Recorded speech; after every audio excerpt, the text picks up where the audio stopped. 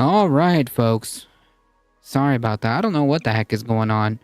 But OBS just shut down on me. Hopefully we can continue.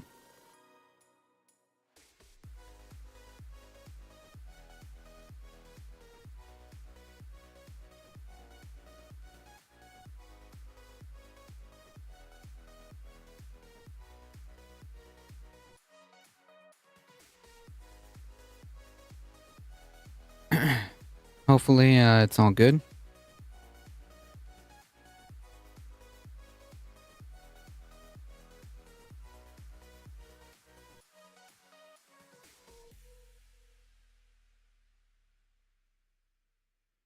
Huzzah! All right, okay.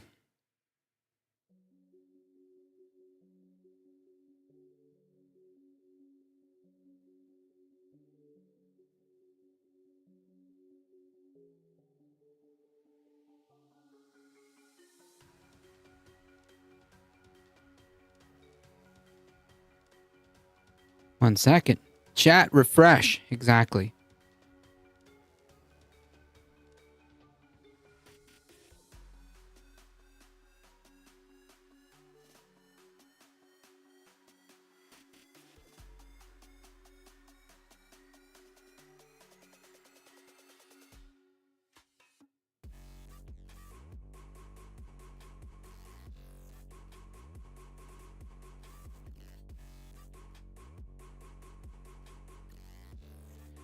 Okay.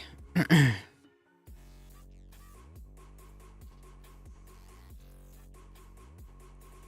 right, let's see if this works better. Welcome everybody. Again. Welcome to take number 2. Take number 2.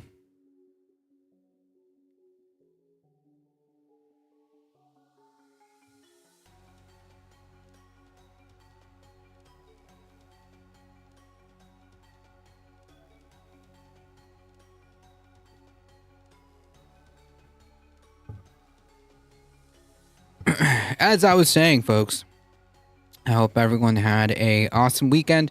Let's get started, folks, because we got quite the quite the amount of stuff to go through. Folks, just as a heads up and reminder, if you want to support the channel, there are many different ways of doing so. Consider liking the stream on the YouTube and following us here on Twitch. Make sure you subscribe as well. Also subscribe to the Substack. We are about to start picking that back up again.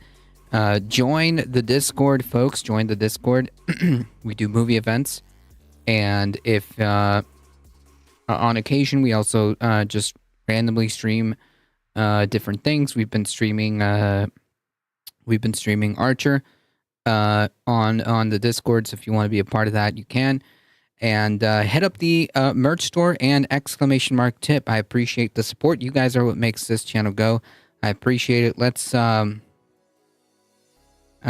get started, folks. No tiki-talkie. No tiki-talkie.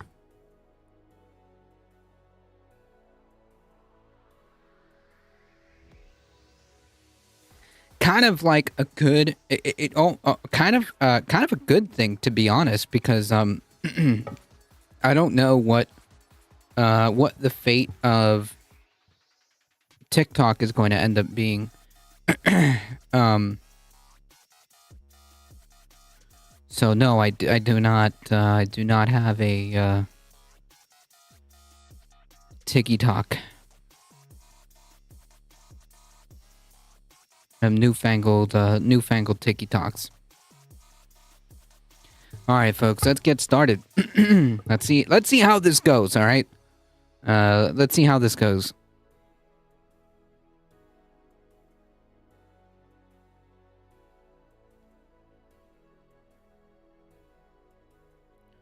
All right, so far so good. So far so good.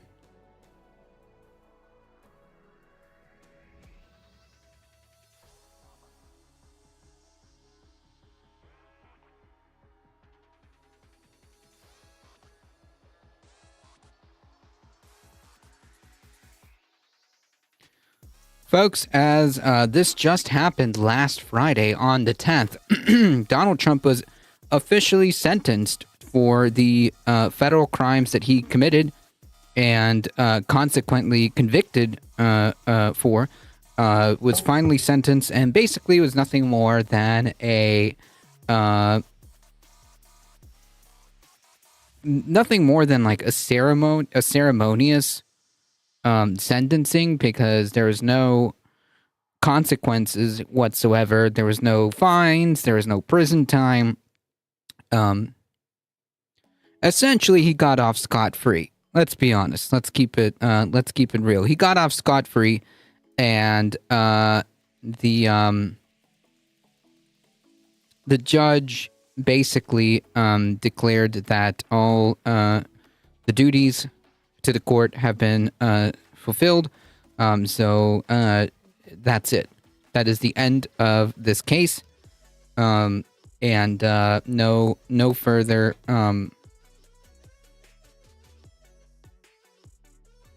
no further sentencing, no further hearings, nothing. He was convicted, and now that's it. That's the end of the case. I love the American justice. I love American justice. Yep. I mean, it works great as long as you're super rich. You can basically do whatever you want, essentially. So that's cool. That's neat. So long as you are rich, wealthy, powerful, and win a presidential election, you can basically do whatever you want. Seriously. You basically can do whatever you want. Essentially, what this proves is that what we have is not really a democracy, so to speak. What we have is we have like a rotating monarchy is what we have. That's the best way to describe it. It's a rotating monarchy where you I guess you sort of have a say in the monarch that rules you, but effectively we live in a monarchy.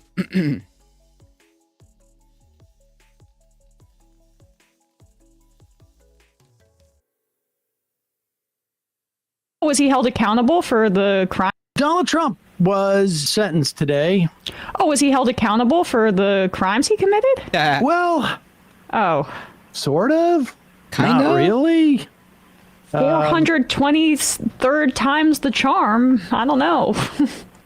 Well, he did get sentenced, and at least it was like, they did basically. Like, the only thing that this serves essentially is like as a record, right? Like, the only thing that this serves is a record to basically put on the books that that the sitting president of the United States is a convicted felon, and that's who's going to take the reins of the country, I guess, as the head of the executive. That's the only thing that this serves, because like he's not seeing a single day in prison. He's not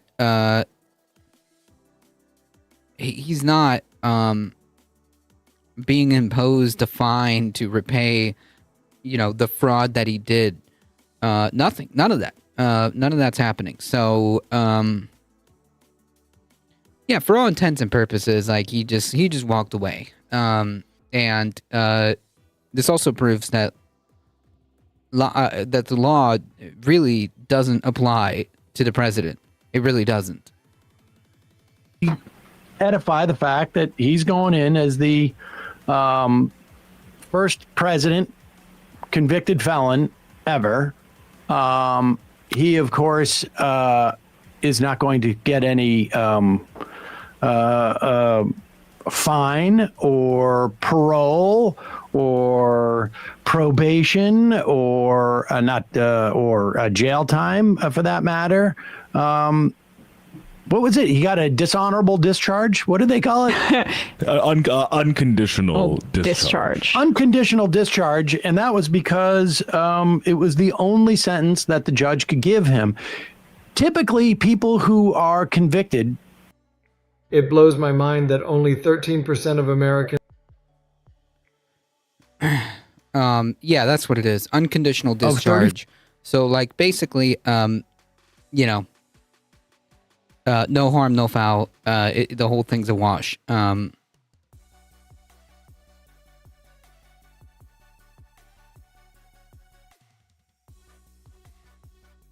So that's cool. Yeah, the law doesn't apply to the wealthy, right? And it especially doesn't apply if you manage to get yourself into some real hot water by doing some fraud and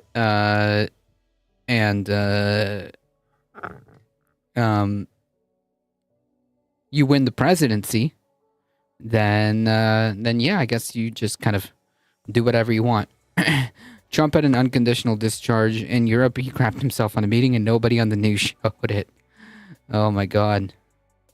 4 felony counts of this manner either go to jail for a short period of time or pay extensive fines. Yeah.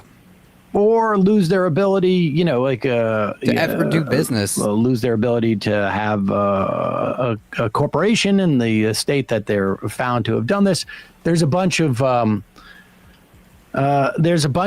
different array of penalties for this, but Trump got it discharged. Here he is speaking in the court, being irritated that he even had to deal with that. Now, if you look, my attorney alluded to it, the top legal scholars and legal pause it. pundits. Incidentally, that's audio from inside the court, but Donald Trump is not inside the court. He also didn't have to go to court, which I got news for you. When you have a sentencing hearing and you've been convicted of 34 felony counts, you generally have to show up in court unless, you know, I don't know, you're strapped to a gurney somewhere. Or the president-elect? Well, apparently now that's the case. Go ahead. Now, if you look, my attorney alluded to. Which is wild. Like, it is just wild how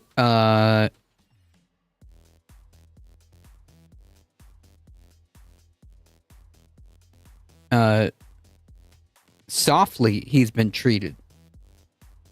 If this was anybody else, no way. If this was anybody else, no way would they receive the same treatment that this guy has received. The top legal scholars and legal pundits in this country, the ones that are quoted all the time on television, that are making their views felt, and highly respected people, have said, virtually everyone that I know of, I haven't seen any to the contrary, not one. And none of these people are not exactly friends of mine, to put it mildly. But they all said this is a case that should have never been brought. It's an injustice of justice. Yeah, who is saying this? Who is saying this? Nobody. Like, he's just making that up. Nobody's saying this. Anyways. Justice. Very respected. Jonathan Turley, Andy McCarthy, Judge David Rifkin, a wonderful man who just passed away, by the way. A dead guy. Rick Jarrett, Ellie Honig from CNN, of all places. CNN God. said that. Paul Ingratian. He is the TV president in so many ways. So many ways. A dead guy said I shouldn't be prosecuted. It's a justice of injustice, injustice of justice. It was so poetic. He has a prepared list of all of the TV legal experts on cable news that have defended him. Judge Judy. Yes, I mean Judge Janine. She's always got my back. I'm a little creeped out by it, but Dr. Phil. He's not a lawyer, but he's a doctor, so he's a professional. Highly respected. he's the Highly TV respected president. individual. Also Yeah. said this is an injustice of justice. he gained notoriety as a decisive leader via his television program, The Apprentice. And It worked for me. all he Why does won't is it work for consume them? television. Yeah. And like, I mean, I there was like, for some reason over the break, I was watching these old David Foster Wallace interviews, and he was just talking about, what television has done to America. And I'm going to bungle people can look it up, some of the quotes, but it just, the whole time when he was speaking, I was thinking about Trump. And he is both a creature of television and I think his political career is very much based on like The Apprentice is baked into people's minds, specifically the cohort that he is like most popular with, which is your generation, Sam, right? He's so and that would be the group of people that saw him with The Apprentice and saw him in Home Alone and remembers those kinds of things. So yeah, it's just funny to see how seriously he takes it.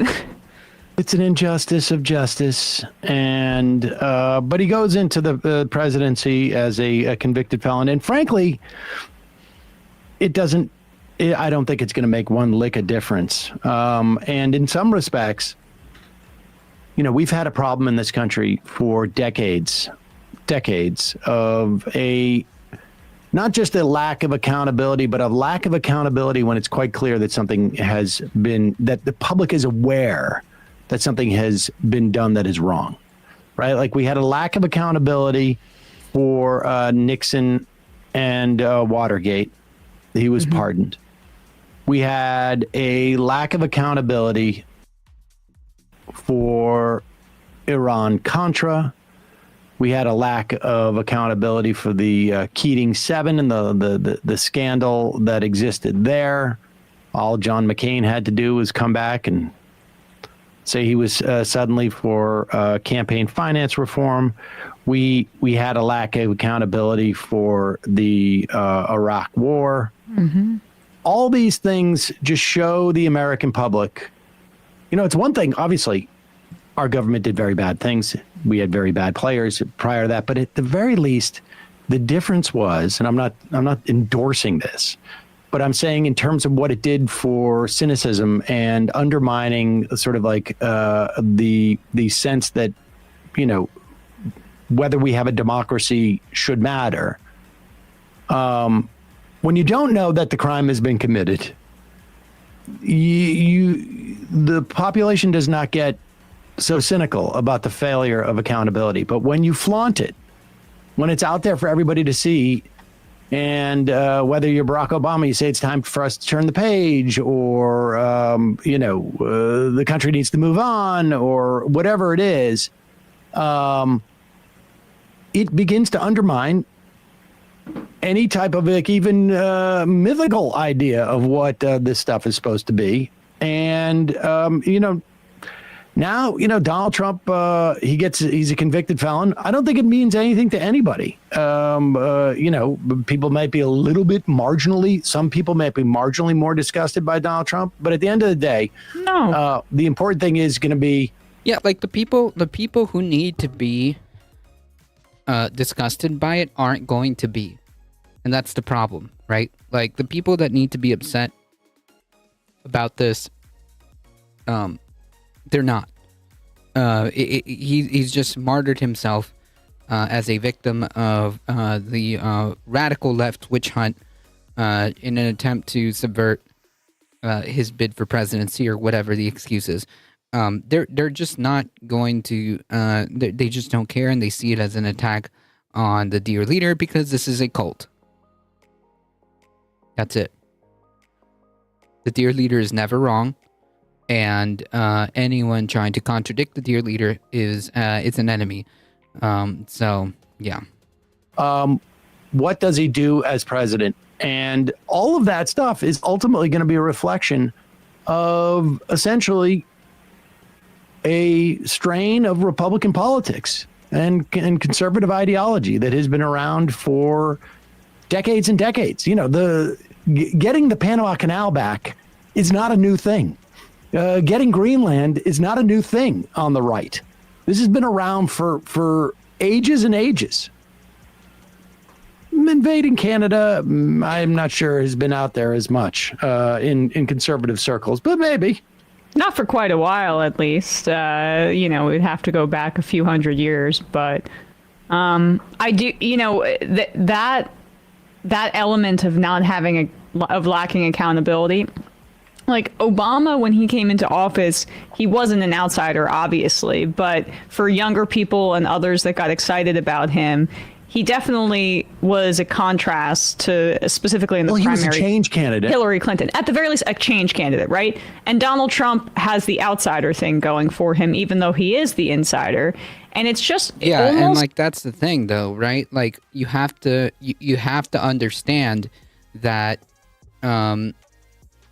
even though he's not, he's billing himself as the change candidate. And he's billing himself as an alternative, right, to a deeply unpopular incumbent administration. That's it. That's it. He is posing himself. He is presenting himself as the alternative change candidate, as an alternate change candidate to an administration that is deeply unpopular, and that's it. Like, I mean, that's the recipe. It won him in 2016, and it won him in 2024. To a certain degree, these court cases, and as we were talking earlier with Asita, the bipartisan outrage about his criminality reinforces that outsider notion, because I don't think that when we preach democracy, people can't even conceive of having right now a president that represents them. We just haven't had that, and the people that Democrats have put up as their general election nominee for quite some time, they've just been shadows of the Obama era and reflection, or people who are, Washington elites through and through. And so at the very least, I think people just like the idea that he'll entertain them. He's an elite on my side, and look at how they're coming for him. And it just rolls off his back for that very reason. That's the when we and the thing is, like, somehow he's managed to sell that, right? Like, he's managed to sell that idea that he's actually the outsider. He's actually the outsider.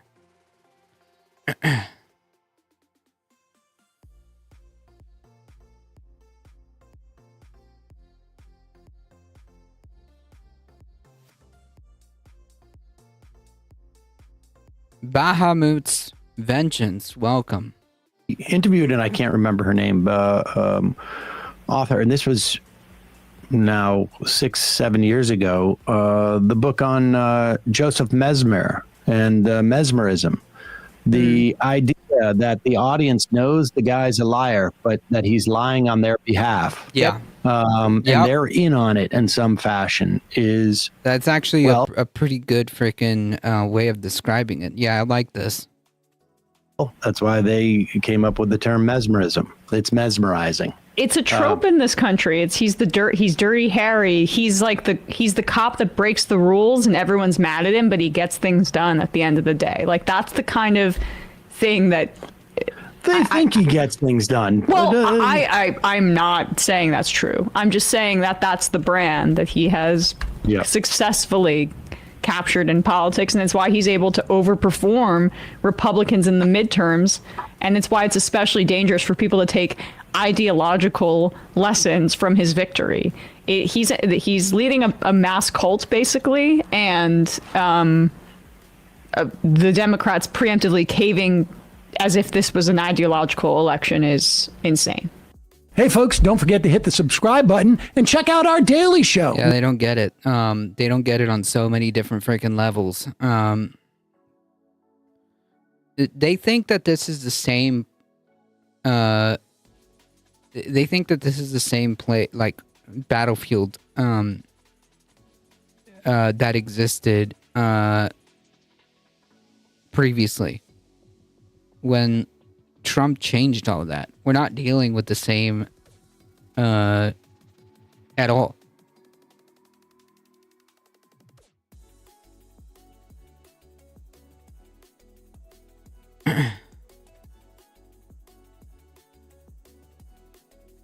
and it's 2025 and insurance just keeps getting worse. I just did 2 bilateral deeps and 2 bilateral tissue expanders for patients. And I've never had this happen before, but during the second deep, I got a phone call into the operating room saying that United Healthcare wanted me to call them about one of the patients who was having surgery today, who was actually asleep having surgery. And,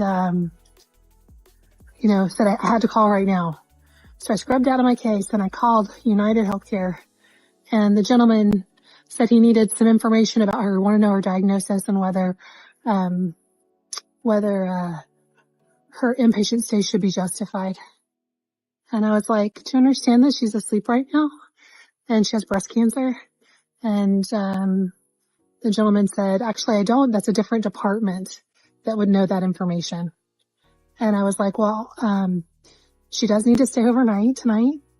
And you have all the information with you because I got approval for this surgery.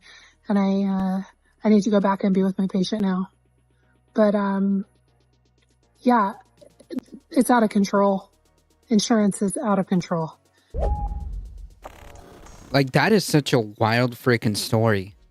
That should not be a thing.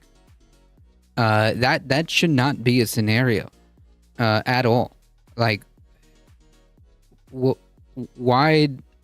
I mean, the only people that need to be concerned about what the patient needs is the doctor and the patient. That's it. Like, this is what I don't understand. Like, why is health insurance even allowed to exist when it's blatantly violating a bunch of different things?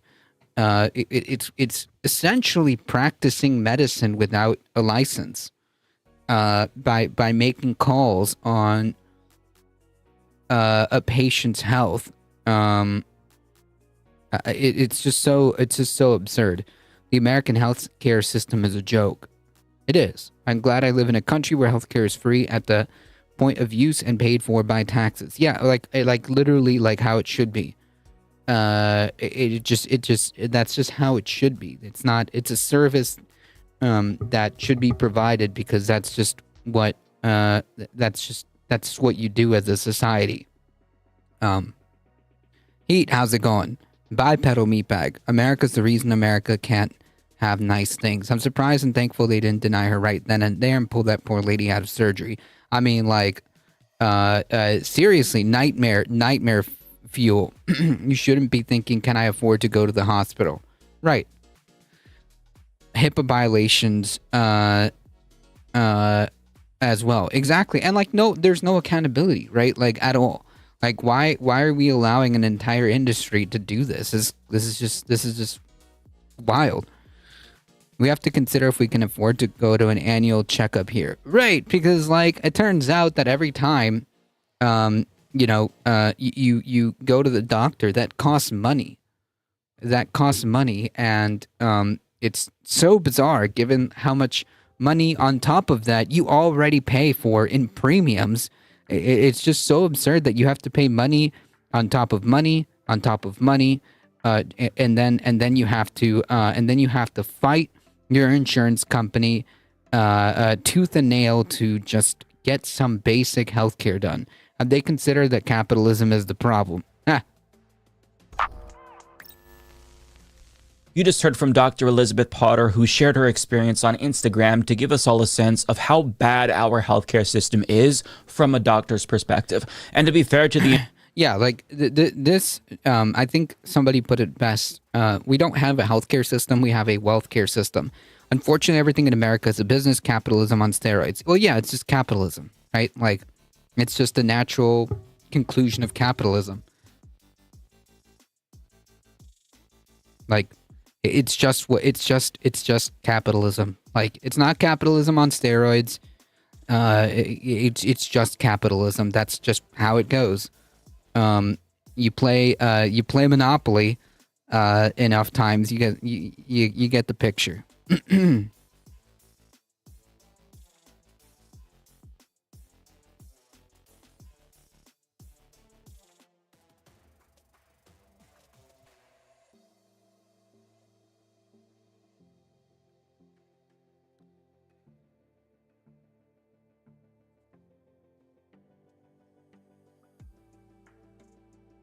The insurance agent who called her, he obviously had no idea that she was already in the middle of surgery for the patient in question. But the fact that insurance companies expect surgeons who could be in the middle of surgery at any time to call them back immediately so that way they can justify the care that they say their patient needs is truly insane.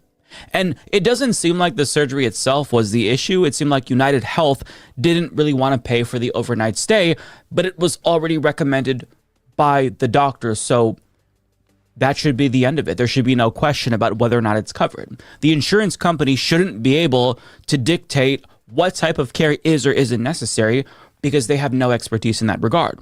So if a doctor says that the patient... Right, because otherwise, the person making that decision is practicing medicine without a license, right? If you're saying, no, person X doesn't need said surgery because it's not medically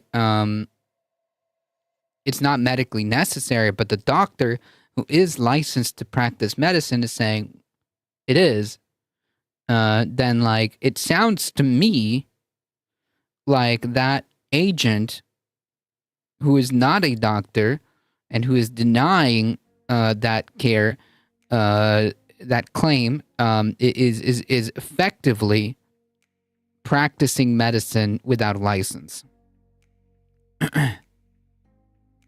Let's not conflate the American people with the companies and authorities that rule over us. It's true.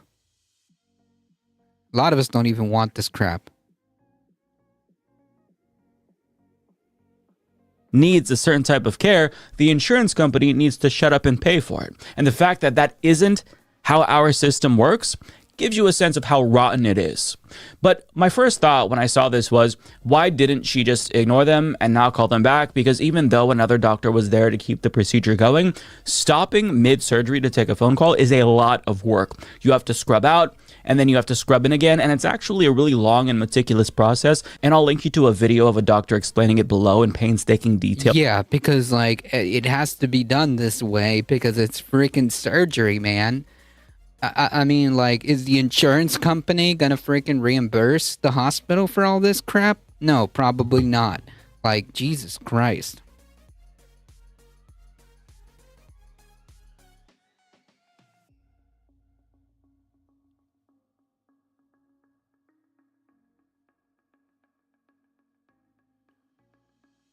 Just so you're able to grasp what that insurance agent was expecting of Dr. Potter. But in a follow-up video, Dr. Potter explains why she felt like she couldn't ignore the insurance company and had to stop mid-surgery to take the call. It's gotten ridiculous that insurance companies really do control when and what kind of care we deliver. And it's almost like a fear-based system where if an insurance company calls me and says I got to call them right back, like I'm afraid they're not going to pay for my patient's surgery, that patient's going to get stuck with a bill. And to her point, if a patient is stuck with a bill, it's almost certainly going to be tens of thousands of dollars. So that bill could ruin her patient's life. But her describing it as a fear-based system is so on point because, I mean, a surgeon shouldn't have to think about anything but the surgery. In fact, that's all we want them thinking about when they're doing the surgery on us. But the fact that they have to be ready at all times to take a phone call from a health insurance company, that just tells you how despicable our system is. Right? Because if she doesn't take that call,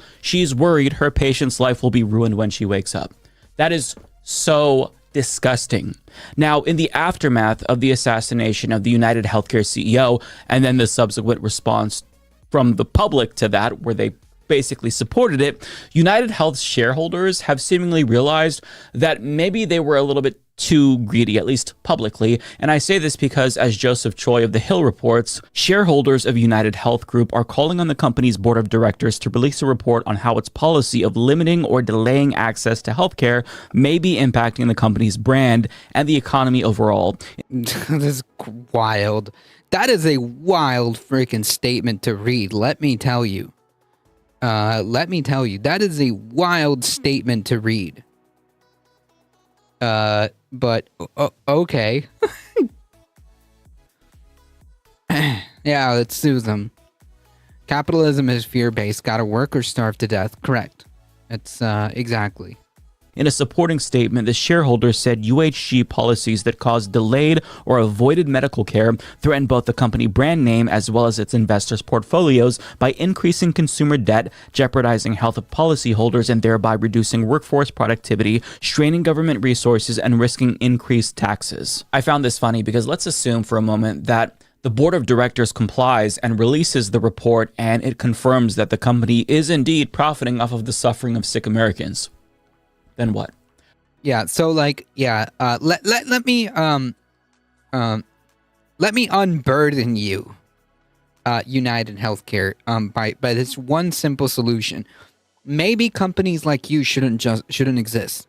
How about that? Let us unburden this this company and this industry, and let's just do away with it altogether. And make a service-based system where the primary function is to provide healthcare instead of the primary function being provide profits on a quarterly basis. Are we supposed to expect them to self-regulate or change their business practices? That's not going to happen. They're handling this as if it's a PR crisis and not a policy crisis. But the real solution is that companies like United Health must go the way of the dodo. All of them. Sorry, shareholders, you might not want to hear that, but it's not particular practices causing harm. It's the entire fucking business model.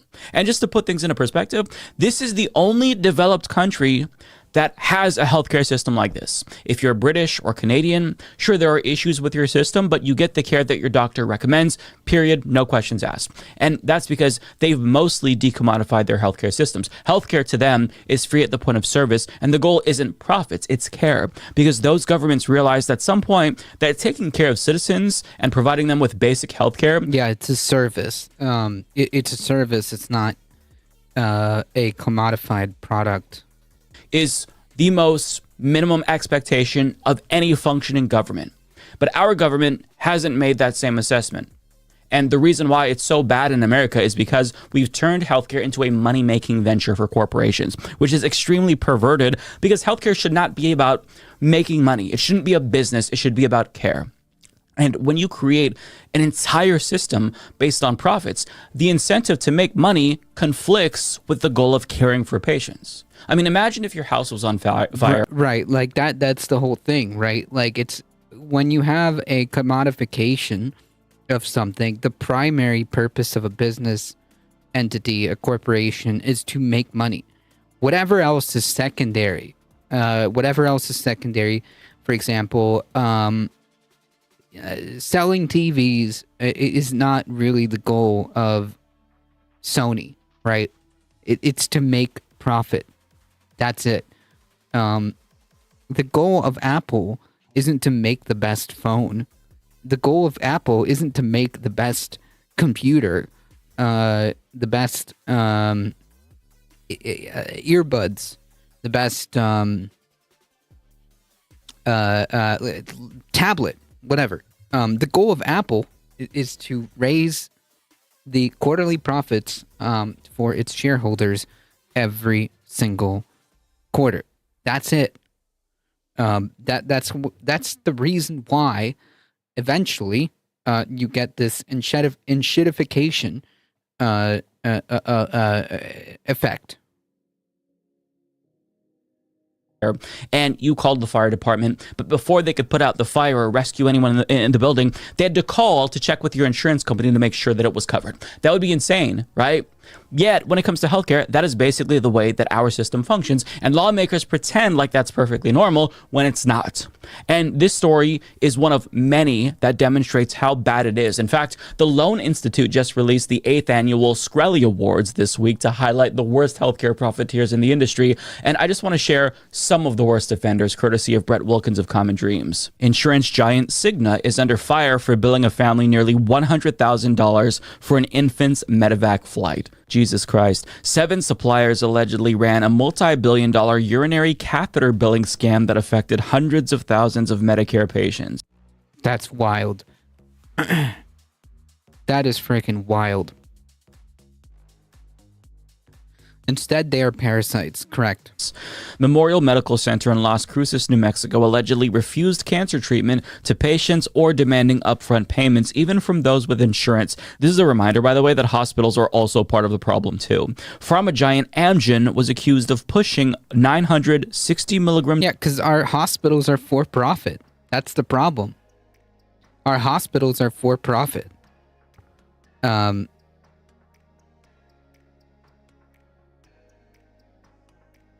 So, yeah, the issue is the for-profit incentive.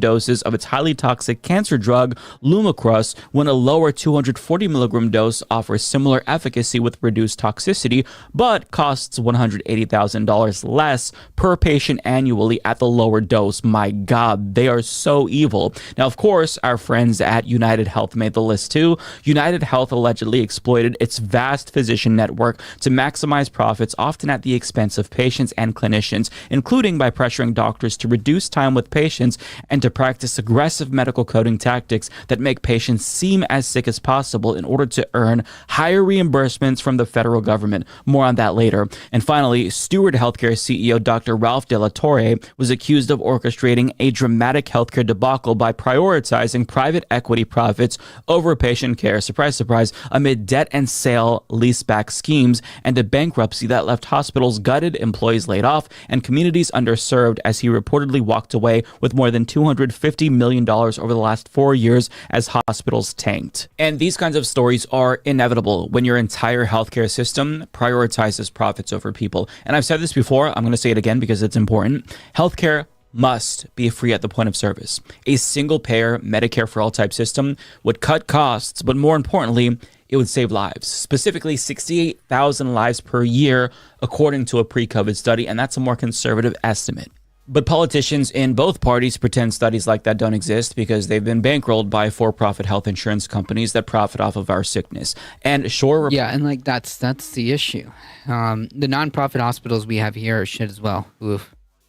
Republicans have no plan whatsoever to fix the system, but Democrats don't really want to fix the system either. I mean, sure, they'll make some tweaks around the edges, but remember when Bernie Sanders ran on Medicare for All back in 2016 and 2020? You saw all of his primaries essentially delegitimize Medicare for All in order to sell us a more incremental solution that would apparently get us on the track to Medicare for All, but would conveniently let the health insurance companies that are taking advantage of us continue to exist. Why? Because they were bankrolling those politicians. But I say, fuck that.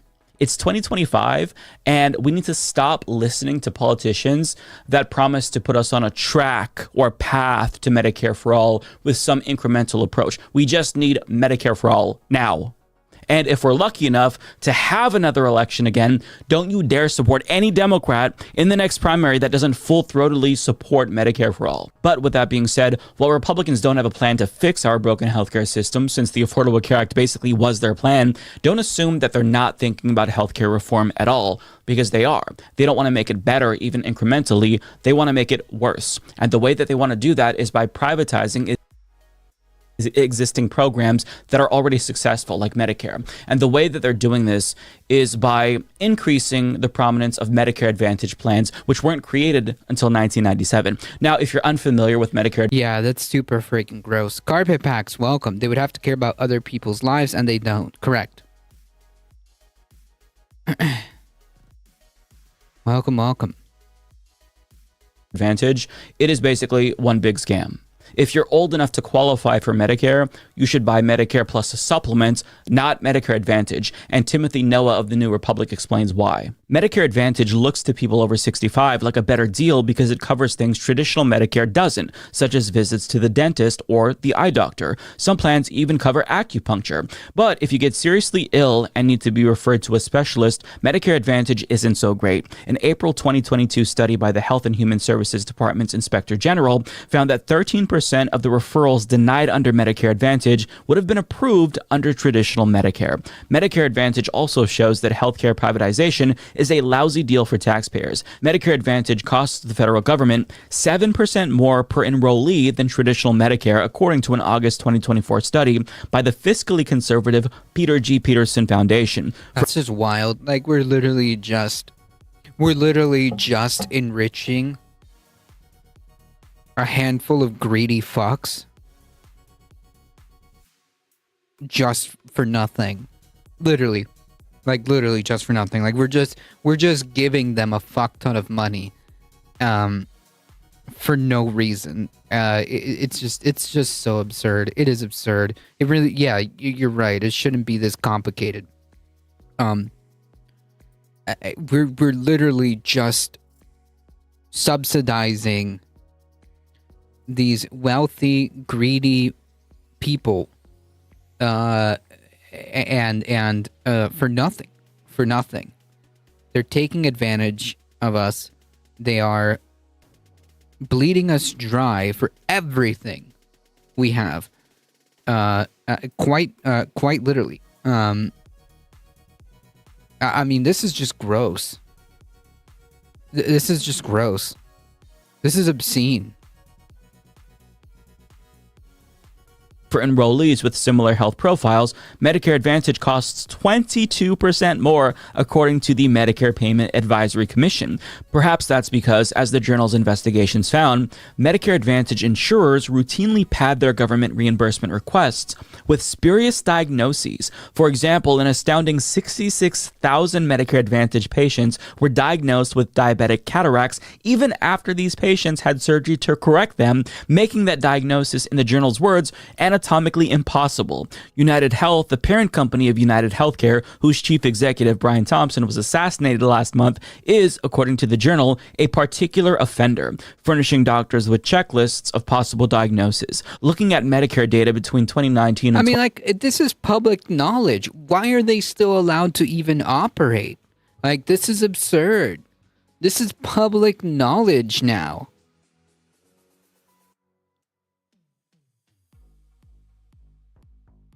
It just blows my freaking mind. We know this. This is a provable fact that they are committing effectively fraud. Let me ask you this as a rhetorical question. What would happen if you committed insurance fraud? What would happen if you, say, hypothetically, light your car on fire and then attempted to claim it with insurance? What do you think is going to happen to you?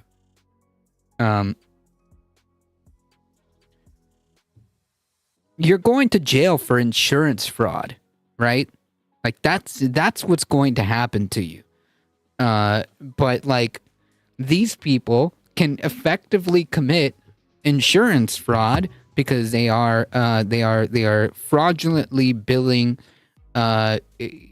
insurance, right? Like, this is all Medicare Advantage is really, like, for all intents and purposes, like kind of like a private insurance plan that's with Medicare. So they are fraudulently billing by making fake diagnoses, which is like literally the definition of insurance fraud. And these people are just wealthy, just wealthy. Spoiler alert: insurance is the fraud. Yeah, agreed. Jesus Christ. 2022, the journal found that patients who moved from traditional Medicare to United Health's Medicare Advantage plans got 55% sicker on paper during their first year in Medicare Advantage. But spoiler alert, they weren't actually sick. United Health was saying that they were sicker so they can charge the federal government more. So United Health, who is the largest recipient of Medicaid Advantage, by the way, is effectively defrauding the federal government. Right. And nobody in power really wants to do much about this because these insurance giants lobby government officials. Yeah, they're so freaking wealthy that like it doesn't matter. It's just so back ass words how like a normal person like you and I can go to jail on insurance fraud. And these people commit it out in the open, right? We all know about it now. If you didn't, it's pretty out there. There's extensive reporting. This isn't new, by the way. This concept of Medicare Advantage, it's been a while it's been around for a couple of years, so to speak. It's public knowledge at this point. I follow a few healthcare workers on socials, and several of them have said it's a bad idea to switch to Medicare Advantage. Yeah, I would not pick a Medicare Advantage program if I can help it. I believe earlier they mentioned he mentioned something else. I think there's other supplemental plans that you can get. But yeah, definitely stay away from the Medicare Advantage. Definitely. Free Mario though. You know what's funny? I was going to get a Mario Kart Luigi figurine. And I was gonna put it in the back with the rest of the with the rest of the set. Maybe next time. Officials and politicians to be complacent, or they donate to their campaigns, so you don't want that gravy train to stop, so you just let them take advantage of all of us and defraud the system. So we're kind of stuck with this system where companies like United Health will say that their Medicare Advantage patients are sicker than they actually are, so that way they can bill the government more. But when it comes to patients on their regular private plans, they then say that they're healthier than they are, so they can deny them coverage. Yeah, which is and wild. That right there demonstrates clearly why private insurance can't coexist with public plans, which is what a public option would be, which is a popular alternative to Medicare for all that we hear from politicians. Because in theory, a public option sounds good because it would force private companies to compete with the plan offered by the government, and that plan would obviously be cheaper and more robust, but that will inevitably lead to private companies pushing all sick people onto the public plan, so it's overburdened and underfunded. And once they break that system after enough lobbying and whatnot, they then swoop in like heroes to offer supplemental plans to milk even more money out of us. So even though a public option would be better, a step up from where we're at right now, we just need Medicare for all. We don't need to form some building block or path towards Medicare for all. We just need Medicare for all. Private insurance should not be a thing in healthcare. Yeah, and like seriously, at this point in time, we have like enough data. We know we have enough data. We know what a single payer system is. It's not new. We've known how it works. We know how much it costs potentially.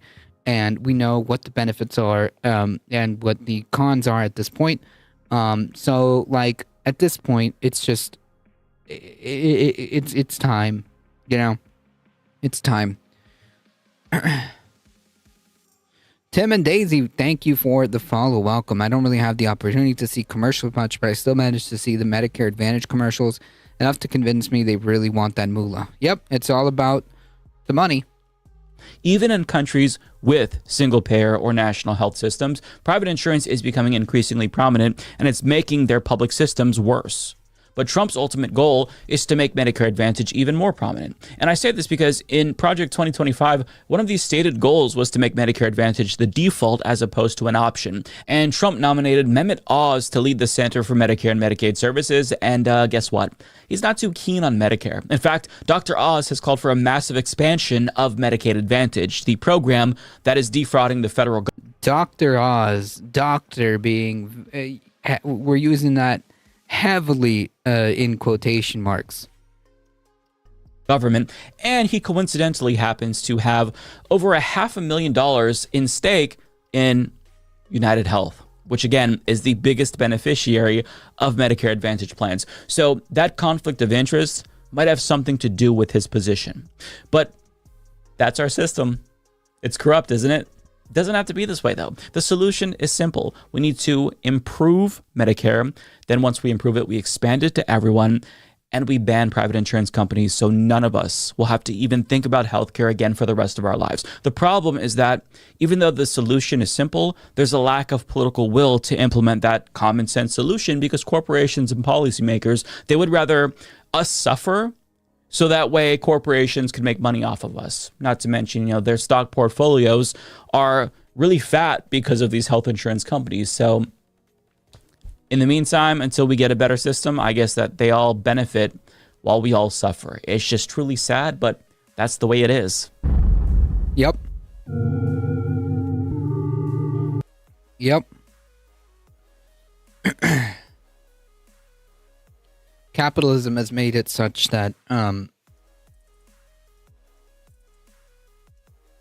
it's incredibly difficult to get out of this kind of negative feedback loop, right? Because the health insurance companies have made it such that they are so wealthy that they buy the politicians that make the rules in their favor, which in turn inevitably makes them more richer, which inevitably helps them continue to buy politicians who make the rules, who make them more wealthier, which then allows them to continue to buy politicians who make the. You see how this works, and it's just it's obscene. It's obscene.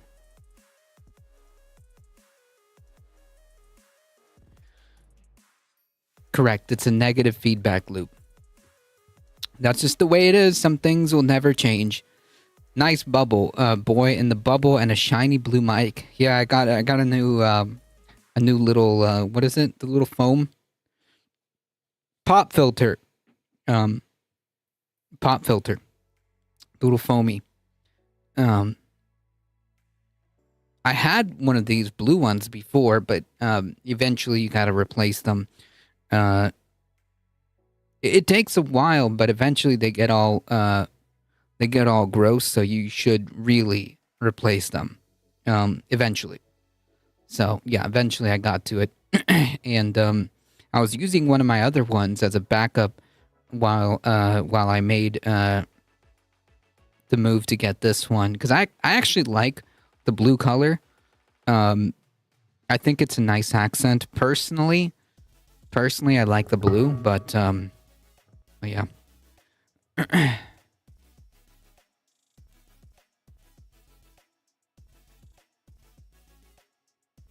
Fantastic system we have going on.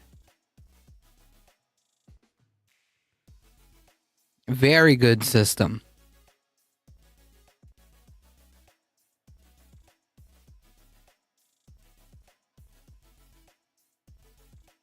All right, folks, we got a couple of headlines to go through, and that's it. Let me turn off this heater here, and we'll continue. I don't even have to switch scenes. It'll just take me about 5 seconds. It's -6 out, and I had to make my kid come back inside. Jeez. It's actually a bit warmer today than it has been. Since the freeze, since that winter storm. some of the most of the snow has already melted, and but there's still patches there. Manager Misty, welcome. Welcome. Hey, I remember. You are part of Becky's audience, if I'm correct. Welcome. All right, give me welcome back, I should say. Give me 1 second. Let me just turn off the heater, and I'll be right back. It'll just take a second.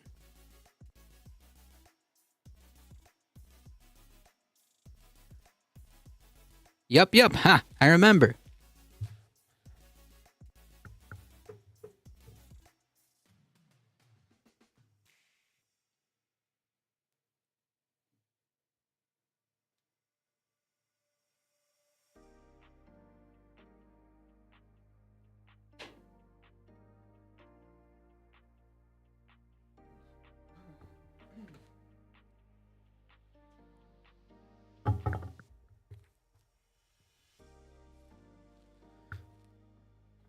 Okay. Burp. Let's go. Here we go.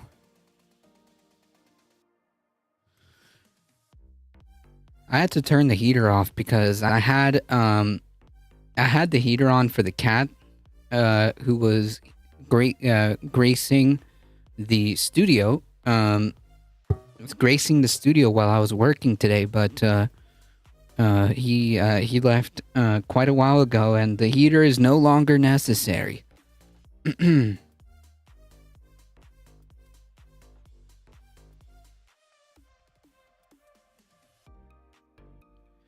All right, let's get some of this.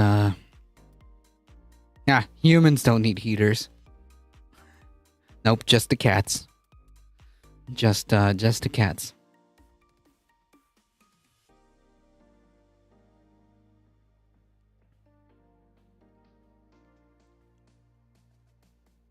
As California deals with pretty serious wildfires that have been fueled by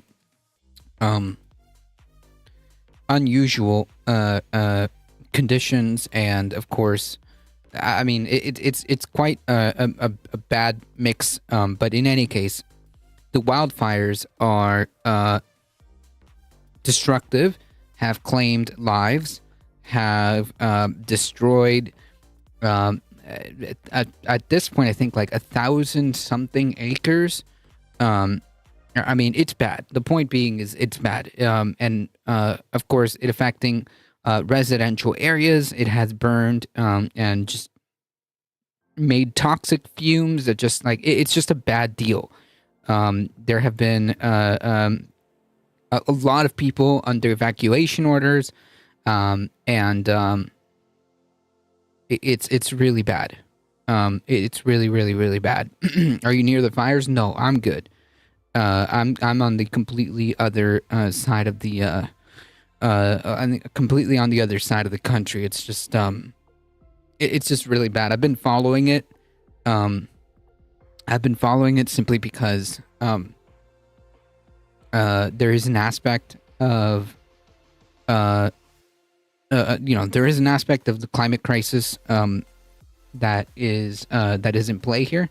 So I think it's kind of important to like understand what's going on here as well.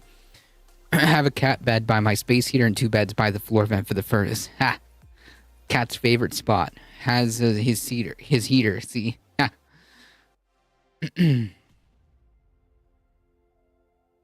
Halting disaster relief to California. Yep. Indeed. Asinine indeed, but $8 billion going to the IOF. Yep. So, priorities, you know. Republican congressman calls for the halting of disaster relief to California.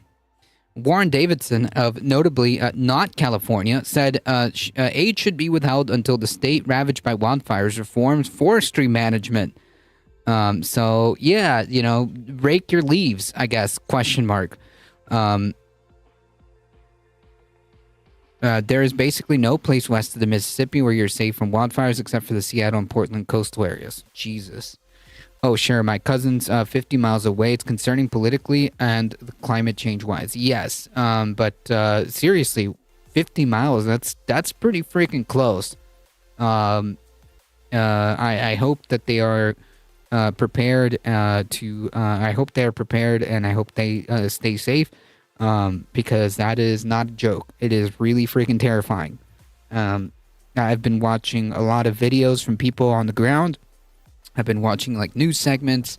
First point of view, it's freaking bad.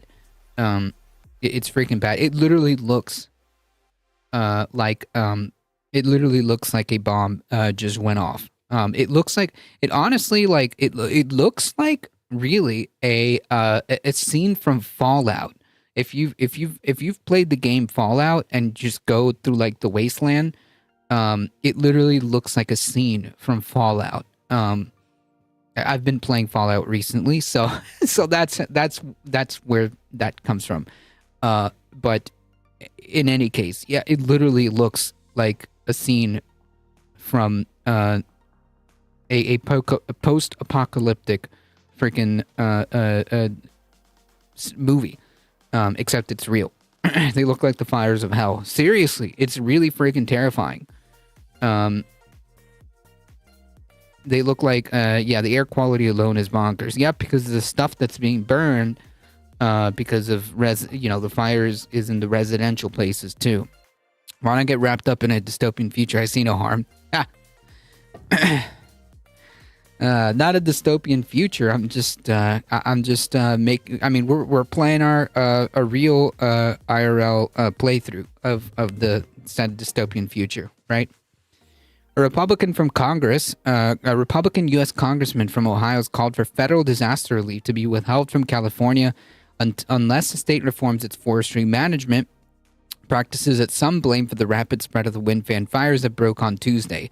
I mean, like, again, this is just cruel. It's disgusting, and it goes kind of back to the conversation that we were having about a couple days ago with pointing out that Republicans and conservatives like to use real disasters and real tragedies to do stuff like this.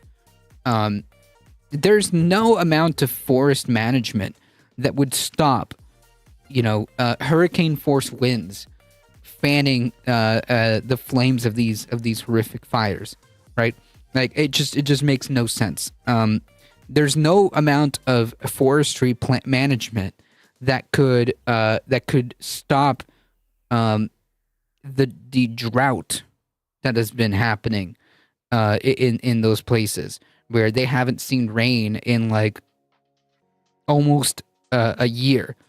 There's no amount of forestry management practice that could account for all of that. So yeah, Warren Davidson's remarks to Fox Business's Maria Bartiromo on Friday came as California Democratic Governor Gavin Newsom urged officials to avoid politicizing the response to the blazes, which has killed people and destroyed thousands of homes. Davidson's comments came in the context of spending bill that Congress would need to pass before March to prevent a government shutdown would include disaster relief for California. Davidson pointed to the American Relief Act of 2025, passed in December, that contributed $110 billion to disaster relief areas affected by Hurricanes Milton and Helene, including North and South Carolina, Georgia, and Florida, and other disaster-affected areas would also be included. The congressman said that Congress will need to address fires as it had with previous hurricane damage, but if they want the money, then there should be consequences where they have to change their policies with respect to forest management. If you're concerned that, this is costing a lot of money, then maybe we should assess the underlying causes, the real underlying causes of these natural disasters that are every time something like this happens, it becomes a multi-billion-dollar disaster, and as Congress is setting out to put aside $110 billion for these hurricane damages, then maybe we should have a conversation if they're serious about it, about the money. maybe we should have conversations about what's causing these fires. But of course, none of that is going to happen because they're not interested in those conversations. Quote, I mean, we support the people that are plagued by disasters, but we have to put pressure on the California government to change course here. The politicization of the Los Angeles fires, which started almost as soon as they took hold, shows signs of intensifying in the aftermath. Donald Trump, who begins his second presidency in January 20th, about 7 days from now, weighed in, alluding that to his having accused state leaders of gross mismanagement of force in 2018 after wildfires devastated Malibu and Paradise, California. Wolf Glenn, welcome. I live in SoCal, about 60 miles from the fires. Jeez, man, that's wild. Can we get some? Description of what's going on there? Or do you need to? Have you been told that you need to get out of there? Like 60 miles seems pretty freaking close.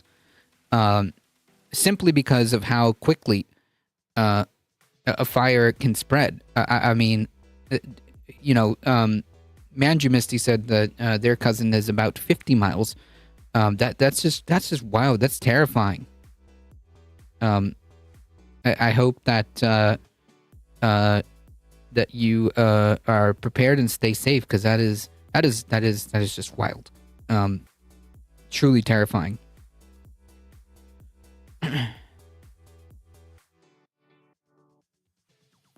Yeah, about 30 minutes, seriously. The rare cold Santa Ana winds, high humidity, dry brush, and not burned in a long time. Yep.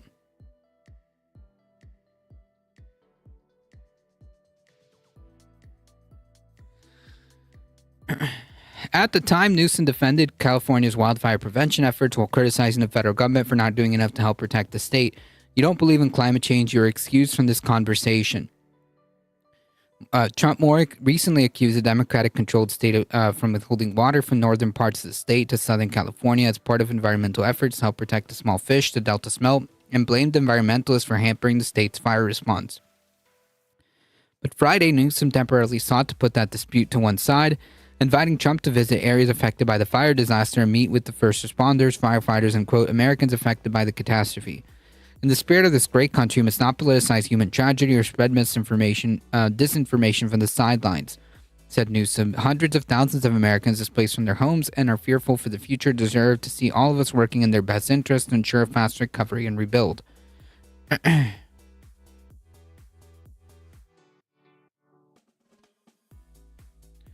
If you live in SoCal, you have a pre-made go bag. 60 miles is a long way. Winds are back, but not as bad. Gotcha.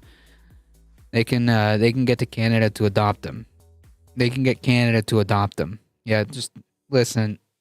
Throw me in there too, okay? Throw me in that deal, please. 60 miles is a long way. It just feels it just feels like how quickly fires can spread. Like it just maybe I'm wrong. It just feels a little bit. It just feels uncomfortable. The issue is if a new fire starts. If a new fire in my area starts, yikes.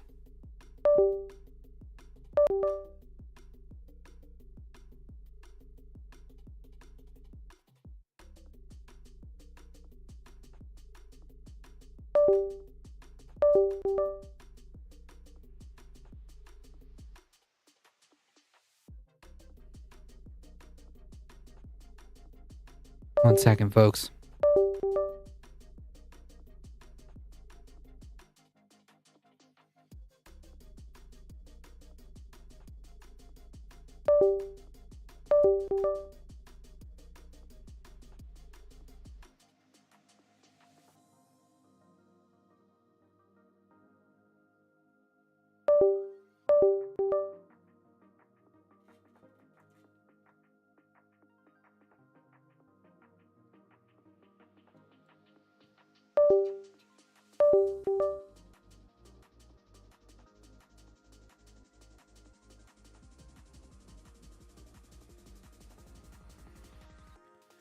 Just pray if you pray that the Getty Museum does not burn down.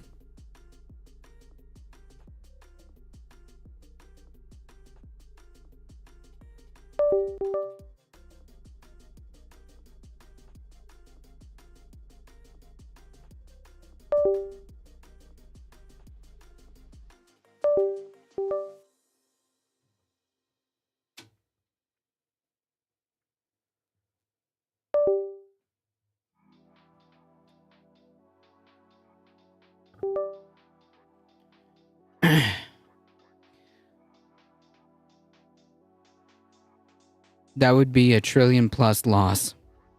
Man, get this clown out of here.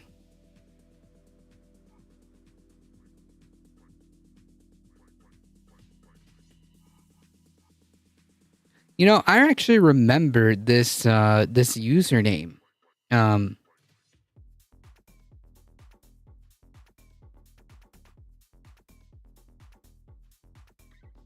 I actually remember that username. I think they were probably some troll from another place. I already banned them. All right, bye bye. Yeah, I recognize that username. Posted a pic of my snowy view out back on the Discord for sure. Gotta check that out. By car, about 80 miles. Okay. I'll just stay safe out there because that's scary. But hours later, Newsom amplified comments. Only one message in their history here. Yeah, but I feel like I've seen I feel like I've seen that username before. Not here, but somewhere else.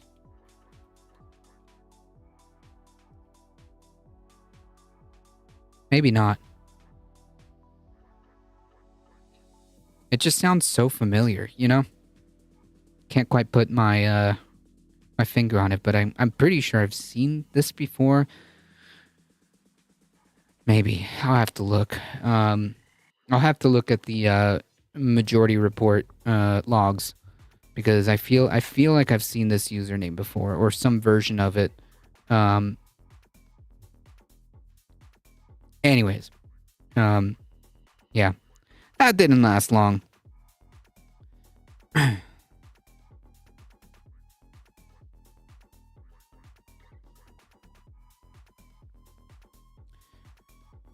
any case, but hours later, Newsom amplified comments critical of Trump in an interview with Pod Save America, which he rejected Trump's claim that water is being withheld to save the endangered fish, calling the messaging delusional and a consistent mantra from Trump's going back years and years. And it's reinforced with over and over within the right wing, and it's profoundly ignorant. Trump said fears that Newsom said fears that Trump could try to withhold federal relief funds from California was reasonable. He's done it in the past, not just here in California. As he pointed out to prior efforts in Puerto Rico, Utah, Connecticut, and Georgia. The rhetoric is very similar, very familiar, and it's increasingly acute, and we obviously have all the reason to be concerned about. Newsom added that Trump's assertions about a state water project and the Delta smelt were a salad. Its form and substance of a fog, it's made up. It's delusional. Trump's claim, Newsom added, were sort of indelible misinformation that he sort of manifested, a falsehood that he decided to bring it into a crisis in a profoundly demeaning and damaging way. Joe Biden has already approved the disaster declaration for the Southern California fires, committing the federal government to cover all the fire management and debris removal costs for 6 months. But with days left in Biden's presidency, the federal recovery assistance that California receives will soon be up to Trump and a Congress controlled by fellow Republicans. Newsom thanked Biden, his fellow Democrat, for having approved their major disaster declaration. According to Politico, in his letter to Trump, Newsom wrote, Biden's action was a strong indication of the partnership California needs and appreciates with any federal administration. However, Newsom added, the threat to lives and property remains acute. Higher than normal winds up to 70 miles an hour are still forecast for the next several days, and more extreme winds are likely early next week with no change to dry conditions. According to Politico, an unnamed Trump official downplayed the idea that he would withhold aid to the state. I mean, you know, like the interview that Newsom reported, that Newsom gave with Pod Save America reported. He's done this in the past, right? Like the whole Puerto Rico debacle is like the most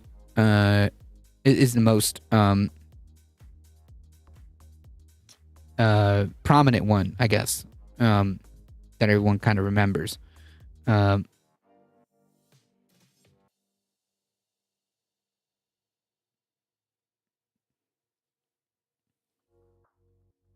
Oh, I wonder if Discord. I wonder if Discord using my camera is messing with everything.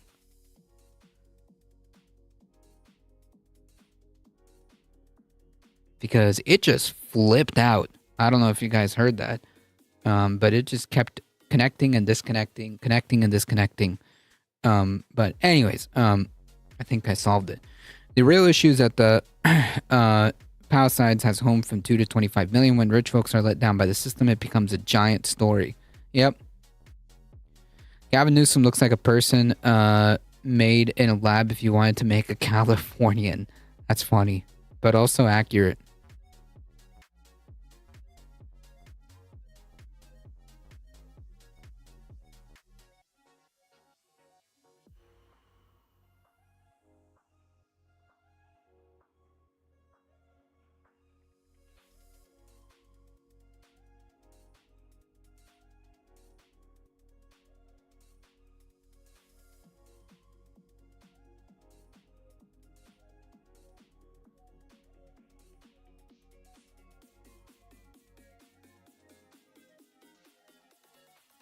All right, folks, we got one more.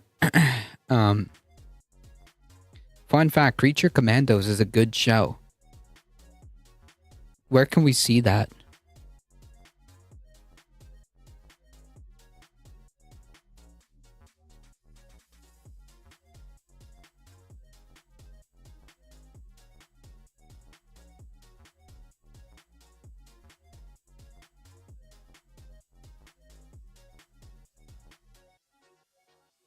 On Max, gotcha. I watched it online on pirate sites, allegedly. Of course.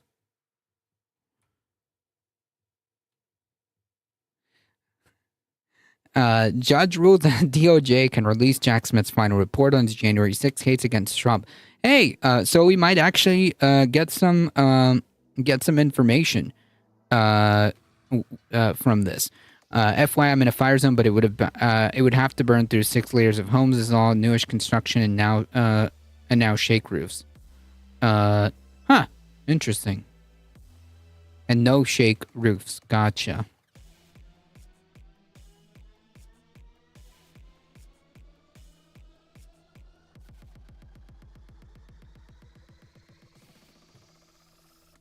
Allegedly. U.S. District Judge Eileen Cannon, who, again, is the judge that was appointed by Trump, dismissed Trump's classified documents case, has ruled that the Justice Department can publicly release Volume 1 of the Special Counsel Smith's report covering his election interference case against Trump, but is reserving ruling on whether the DOJ can make Volume 2 on the classified document case available to congressional leadership for review.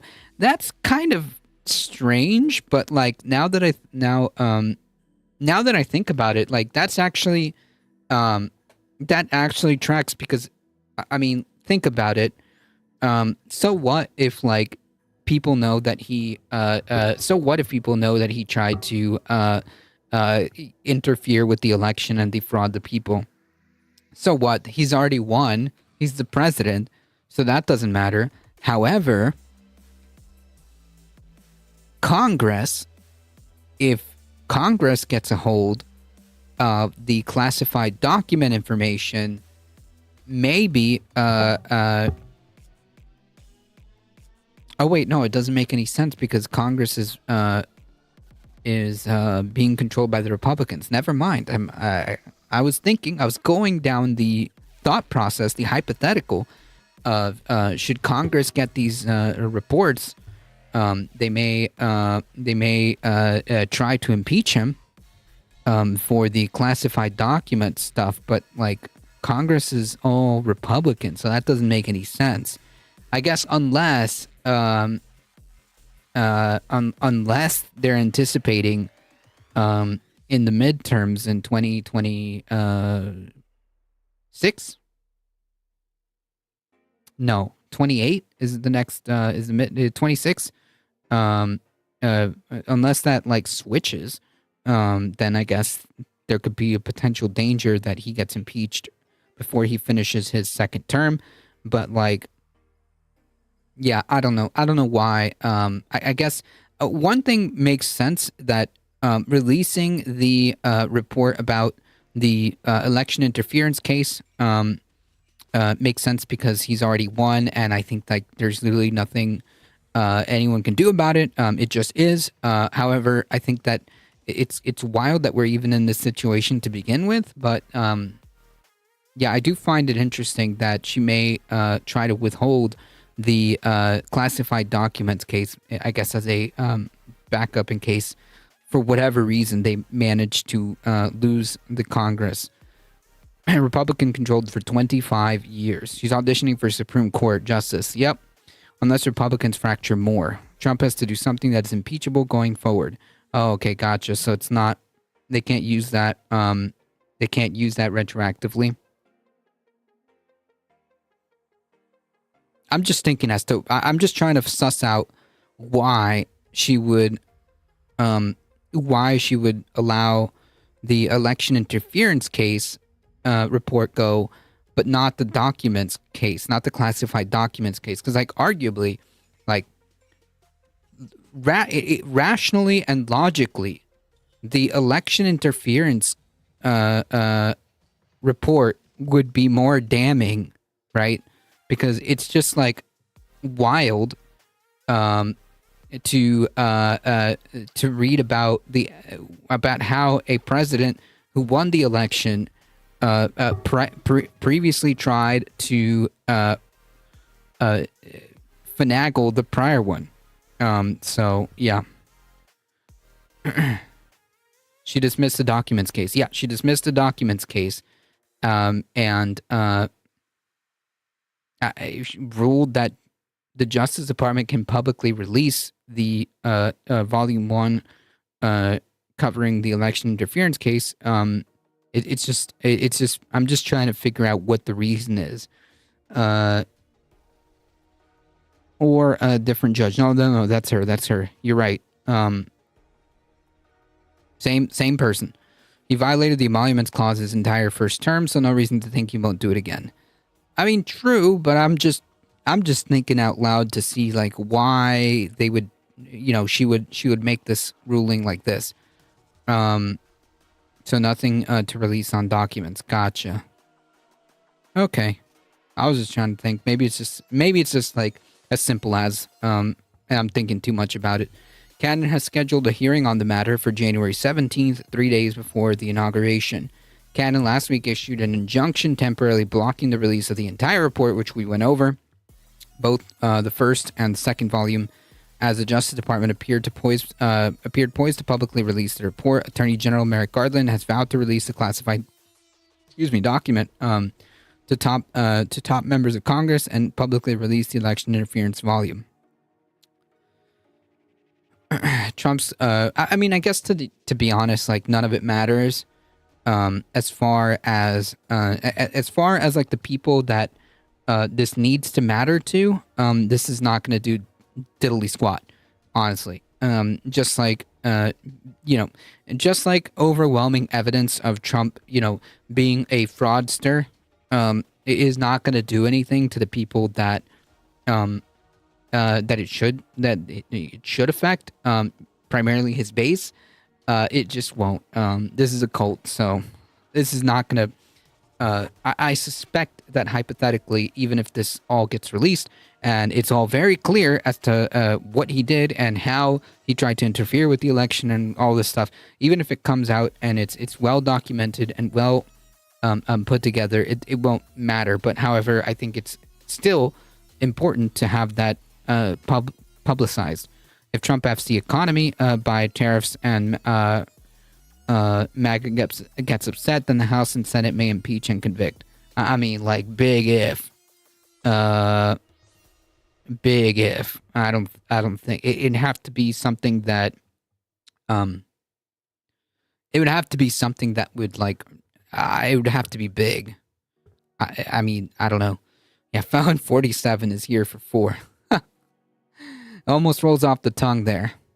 Trump's former co-defendants in his classified documents case, longtime aide Walt Nauta and staffer Carlos de Oliveira, have sought to block the release of both reports, but the DOJ attested in a filing over the weekend that Volume 1 has no bearing on the evidence or charges related to Nauta or de Oliveira in their ongoing case. In a filing overnight prior to Cannon's ruling, lawyers for Nauta and de Oliveira again asked Cannon to extend her order blocking the release of Smith's entire final report and to hold a hearing about permanently prohibiting the report's release. Very a move that innocent people make, for sure. The government, driven by, quote, political priorities that have no place in a criminal trial setting, seek to strong arm its way through this orderly process and has repeatedly failed to abide by established rules and procedures. Sure. Cannon's ruling permitting the release of the report, January 6th volume, appears to leave in place her original 3-day injunction, which expires tonight at midnight.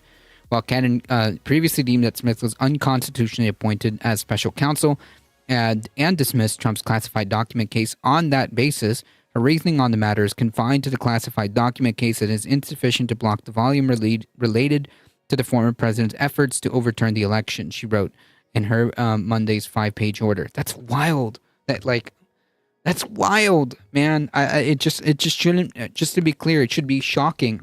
It should be shocking every time we bring this back up about how a president attempted to cheat his re-election, lost his said re-election, incited an insurrection, was investigated for election interference, not just on the federal level but on the state level.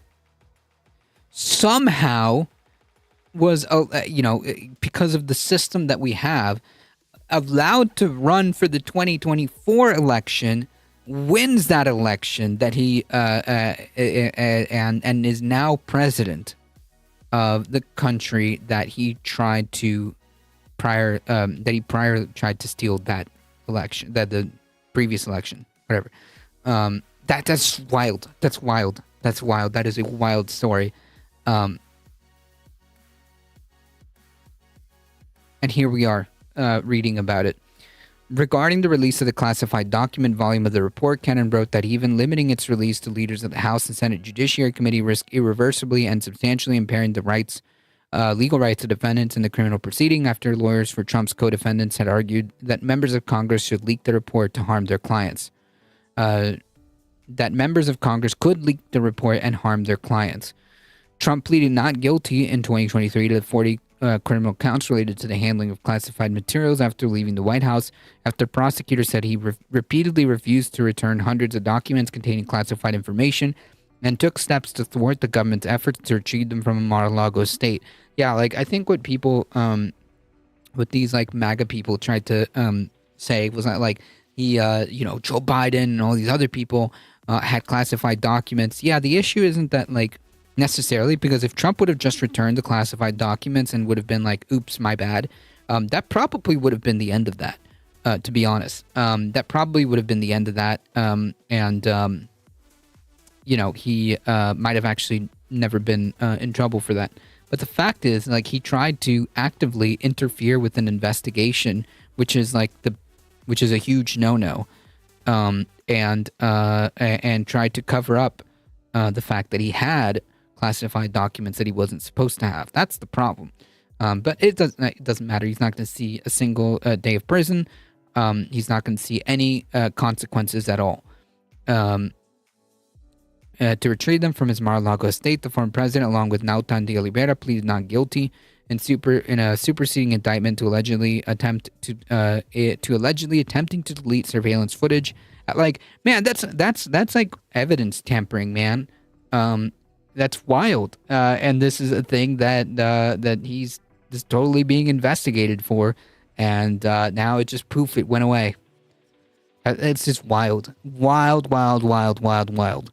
Trump also pleaded not guilty in 2023 to separate charges of undertaking a criminal scheme to overturn the election in an effort to subvert democracy and remain in power. Both cases were dismissed following Trump's re-election in November due to long-standing Justice Department policy. A policy, folks, not a law. Not law, but a policy. Cool.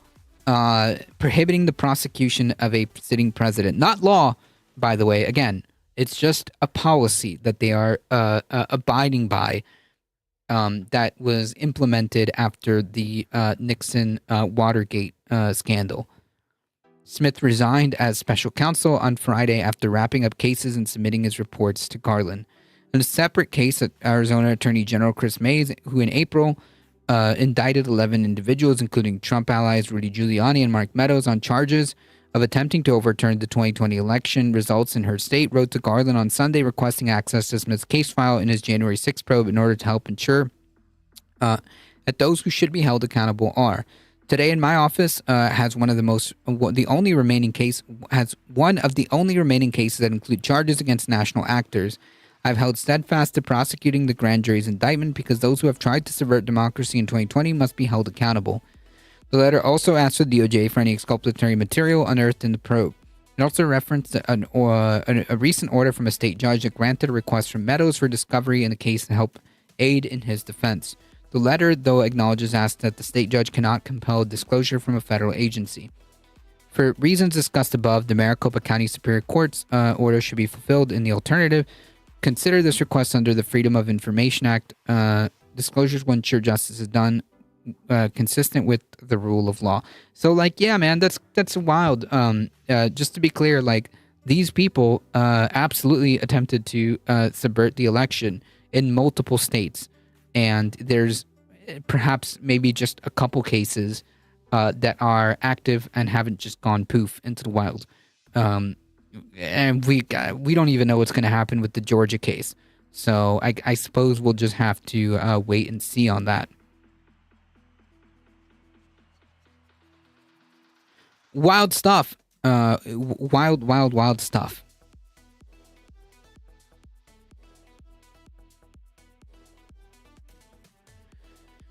All right, folks. It is time. It is time for me to get out of here. It is about 7 o'clock. So I guess we will call it here. We'll be back tomorrow, folks. Looks like things are getting a little bit back to their normal day-to-day operations.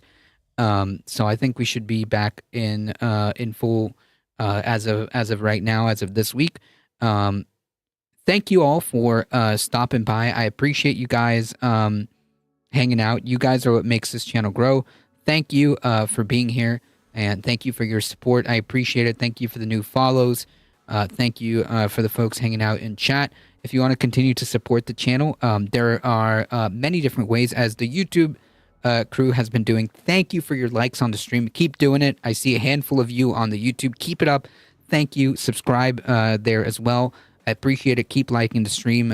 Follow here on Twitch as well. Thank you for the folks that have followed on Twitch. Join the Discord, folks. We do fun activities there. As I was saying, if you want to support the channel, many different ways. Consider also checking out the merch store and hitting that ! tip. Join the Substack, folks. Okay, that's also going to start picking back up as we start the year. So thank you guys, and of course that is free, so I appreciate it. Thank you guys for hanging out. Thank you, Heat. Thank you, Michael Hassler, for modding the chat. I appreciate it. As always, folks, we will be back tomorrow. Thank you. Join us tomorrow. As always, please stay safe. Please take care of each other. I love you all, and I hope to see you guys in the next one tomorrow about 5 p.m. Eastern time. Thank you all. I really appreciate it. See ya.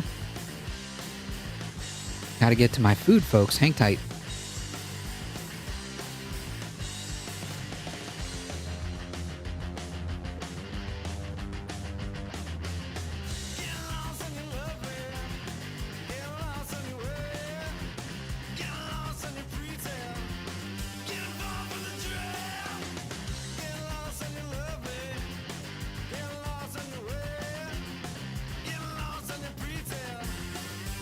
Thank you. Appreciate it.